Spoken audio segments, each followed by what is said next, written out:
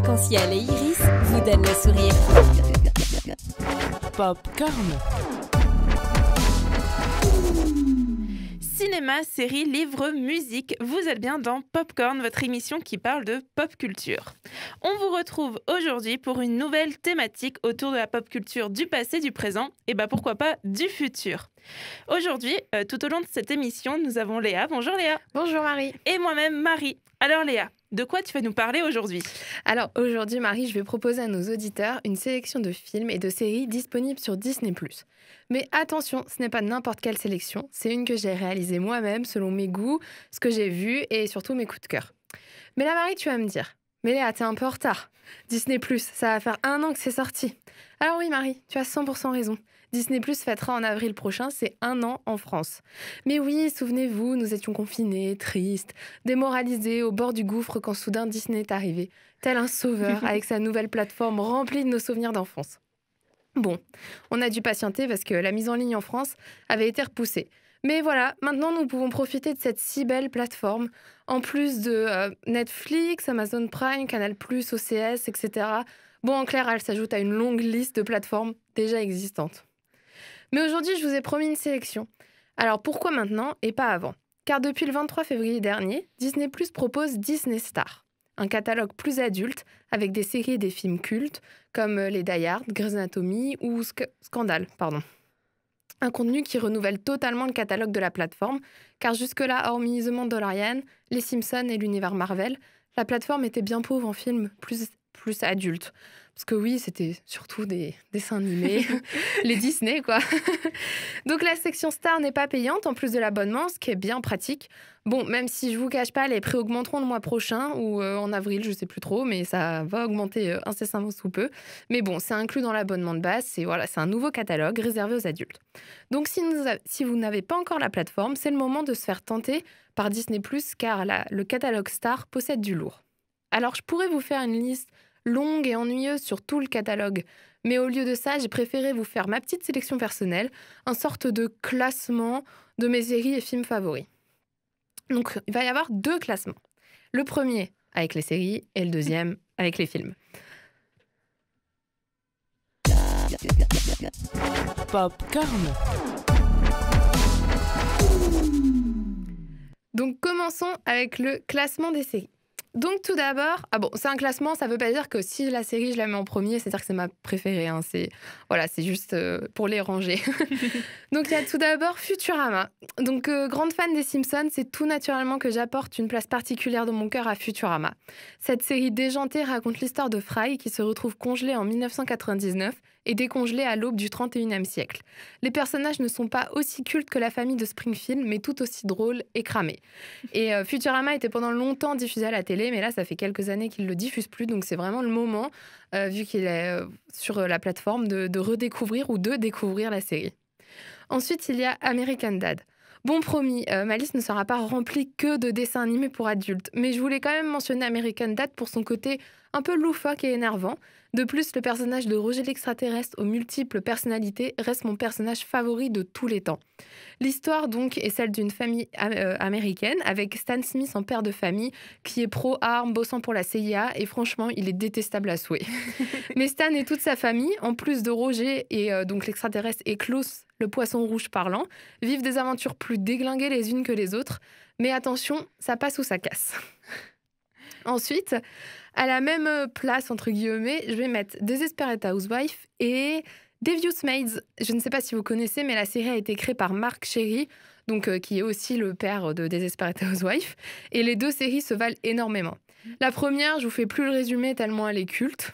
Et concernant la deuxième, c'est l'histoire d'un groupe de domestiques unis par leur travail qui sont au service de riches familles. Et les histoires s'enchaînent au fur et à mesure des saisons avec une pointe de crime et de drame. Eva Longoria y fait même une apparition car elle est également coproductrice de la série.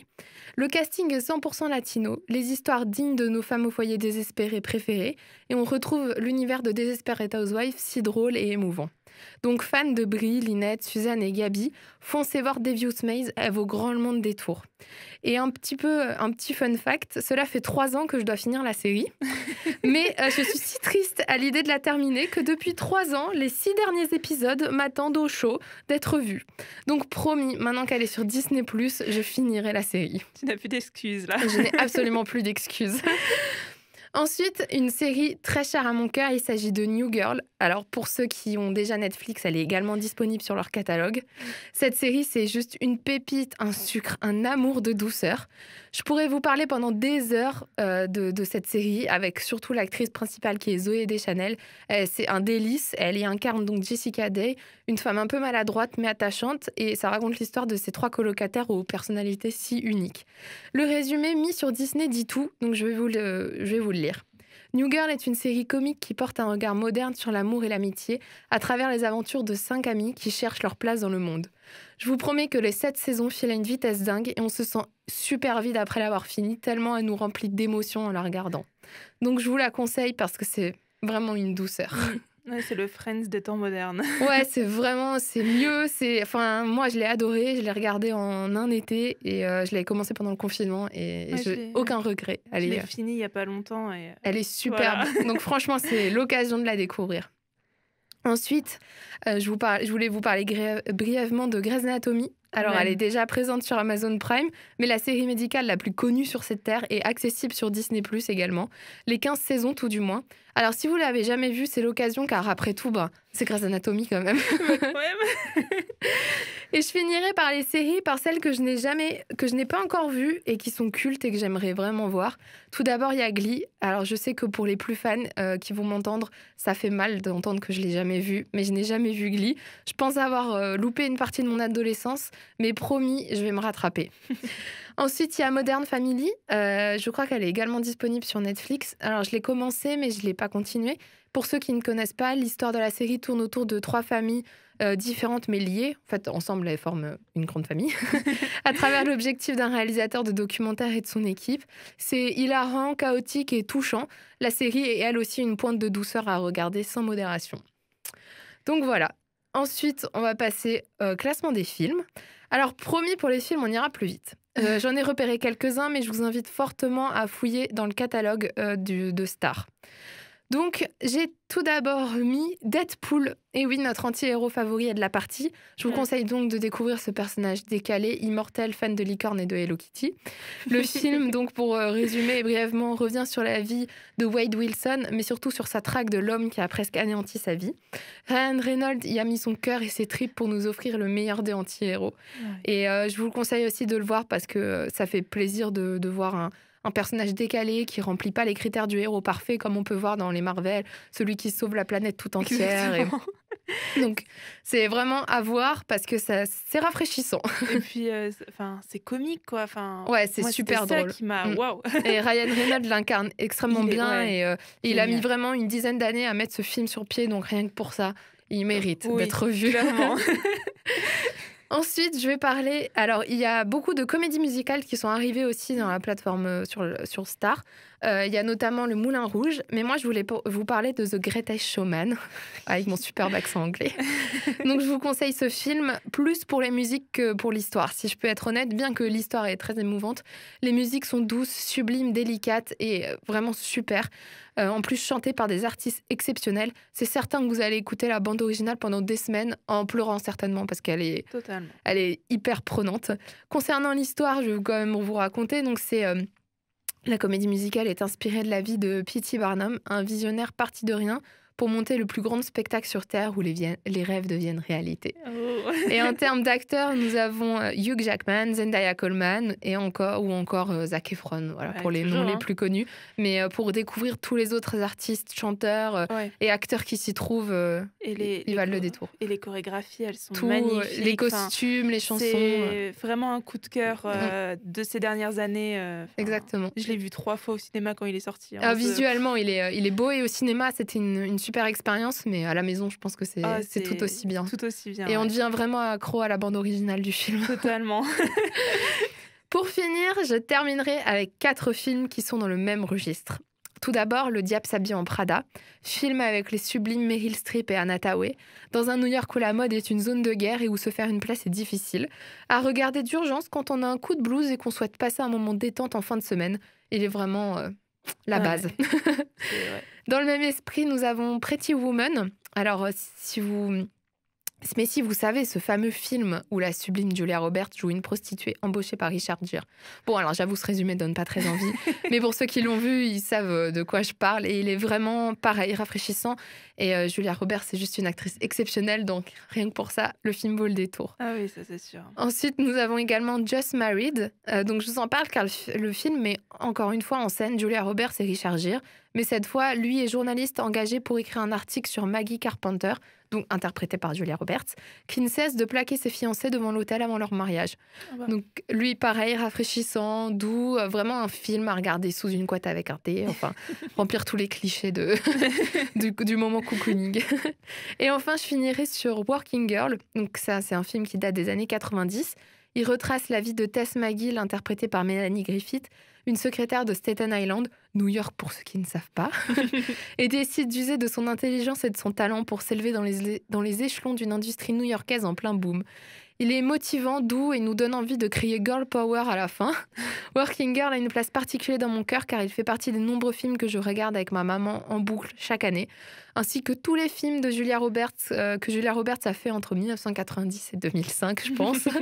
En tout cas, dans les années 2000, 90-2000. Et ça, c'est vraiment...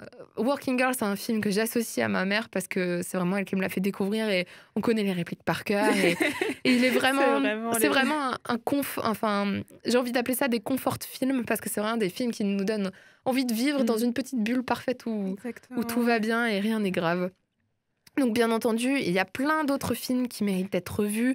Alors je vais en citer rapidement. 500 jours ensemble, qui est exceptionnel. Il y a aussi Zoé Deschanel dedans. Il y a aussi Le Crime de l'Orient Express, donc qui est l'adaptation du roman d'Agatha Christie. Ou encore La couleur des sentiments. Lui aussi, il faut que je le regarde. Je sais qu'il est exceptionnel. Mais encore une fois, je vous conseille de prendre du temps et de fouiller dans ce nouveau catalogue, car plein de jolies choses dont je n'ai pas parlé s'y trouvent. Bon, et toi, Marie, est-ce que tu es tentée par ce nouveau catalogue si tu possèdes Disney+. Alors, moi, je possède Disney+, depuis quelques mois. Et c'est vrai que de base, je l'avais pris pour les Disney. Comme 90% des gens. Et non, c'est vrai que quand ils l'ont sorti, alors moi, c'était tout de suite Grey's Anatomy, parce que je l'avais encore... je le commençais à le regarder dans une période où il n'y avait pas encore Amazon Prime, etc. Du coup, les retrouver là, ça m'a... Enfin, j'étais trop contente et je les ai déjà recommencés depuis le début. T'as bien raison. Mais il me manquait aussi des recs. Je pouvais pas non plus passer à côté. Non, mais je ne te jugerai pas. J'ai tout refait sur Amazon Prime avant qu'il arrive sur Disney. Non, mais j'ai vu, j'ai un peu regardé. Et moi, c'est surtout le côté comédie musicale, genre Hamilton, des choses comme ça que j'ai envie de voir. Et parce que Hamilton était déjà sur Disney+. Et malheureusement, c'était que en VO. Et il n'y avait pas de VO sous-titré. Du coup, je comprends l'anglais, mais de là à comprendre tout un spectacle et des chansons derrière... C'est long quand même. C'est un peu long. Et du coup, j'attends aussi avec impatience de voir en fait les comédies musicales, surtout parce que je suis fan incontestée des comédies musicales. Oui. Après, c'est vrai que niveau série, il y en a tellement et il y a un choix tellement important que je pense qu'il faut fouiller dedans. Non, mais en fait, c'est exactement en préparant donc l'émission que je voulais vous présenter, présenter à nos auditeurs Disney, le catalogue Star. Au début, j'avais envie de parler plein de choses parce qu'il y a énormément de choses. Et après, je me suis dit, non, le mieux, c'est qu'ils découvrent par eux-mêmes. Je leur présente, moi, mes séries qui sont coup de cœur, mes films coup de cœur. Mais je trouve que le catalogue est hyper bien rempli. Je pense qu'il va pas cesser de se remplir de sitôt vu qu'il vient de sortir. Ça va être vraiment plein de films. Et je trouve déjà d'avoir des séries comme Grey's Anatomy, Amazon Prime avait les droits, mais... c'est quand même une grosse série qui a été attendue par plein de gens. Et voilà, il y a même plein de films. Tous les Die Hard, par exemple, c'est aussi énorme de les avoir. Moi, Le Moulin Rouge, ça fait aussi super longtemps que je l'avais pas vu. Franchement, moi, je l'ai vu quand j'étais petite et il m'avait bien marqué. J'apprécie aussi les comédies musicales, donc c'est le moment d'en découvrir et découvrir vraiment d'autres films. Franchement, le meilleur conseil, c'est de fouiller dans le catalogue. Clairement. Eh bien, je pense qu'on a du pain sur la planche, non? Oui, là, il y a Niveau plein de choses à série, regarder. Donc, on peut encore être confiné, non? Non. On Ouais, va quand même ça espérer. serait- Ouais, non, quand même pas. Je souhaite pas un confinement, mais que les gens se libèrent du temps pour pouvoir regarder tout ça, ouais. Totalement. Eh bien, c'était votre émission Popcorn. Merci Léa pour cette présentation. Avec Je plaisir. pense que là, on a de quoi se faire des brunchs, des après-midi Ouais. chocolat chaud popcorn Exactement. devant la télé. Et nous, on se retrouve pour une nouvelle émission très bientôt. En attendant, n'hésitez pas à nous retrouver sur les réseaux sociaux, donc Instagram et Facebook avec popcorn.radio. Allez, à la semaine prochaine.